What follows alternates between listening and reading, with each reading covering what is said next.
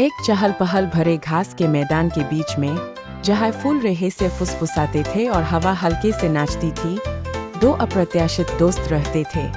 एक गिलहरी जिसका नाम पीनट था और एक लेडीबग जिसका नाम पेबल था। पीनट के पास एक झाड़ीदार थी।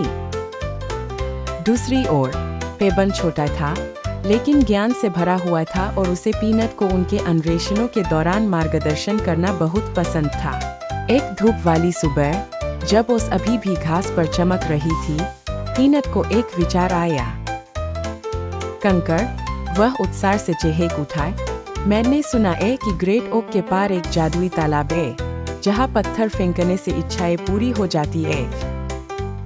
पेबल ने उत्साह में अपने छोटे पंख फड़फड़ाए। एक जादुई तालाब, हमें इसे खोजना ही होगा।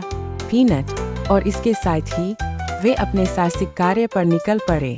उनकी यात्रा सीधी नहीं थी। वे दो चार चट्टानों पर चढ़ गए। एक समय पर उन्हें चालाक कौवा क्रिंकल का सामना करना पड़ा। तुम इतनी उत्सुकता से कहाँ जा रहे हो? क्रिंकल ने कावकाव करके पूछा।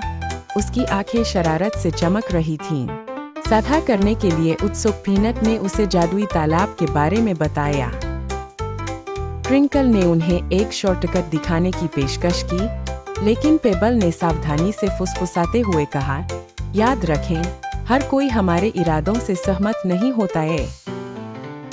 बिना किसी डर के, फिर भी पेबल की सहज प्रवृत्ति पर भरोसा करते हुए, पीनट ने सुझाव दिया कि वे लंबे रास्ते पर चलते रहें। जैसे ही वे आगे बढ़े, वे एक बड़े, चमकते हुए कैटरपिलर पर ठोकर खा गए जिसने खुद को ग्लो के रूप में पेश किया। यो ग्लो के कहे अनुसार, थोड़ी देर उछलने के बाद उन्हें पानी की हल्की आवाज सुनाई दी। जब वे पहुंचे, तो तालाब वाकई जादुई था। पानी शीशे की तरह चिकना था और आसमान के रंगों को दर्शाता था। पेबल ने भी ऐसा ही किया। उसके छोटे पंख पानी की सतह को छू रहे थे। जब वे चले गए, तो उन्हें एक गहरा बंधन महसूस हुआ, और हालांकि उन्होंने कभी अपनी इच्छाएं जोर से नहीं बताई, लेकिन उन्हें पता था कि उस दिन का जादू था।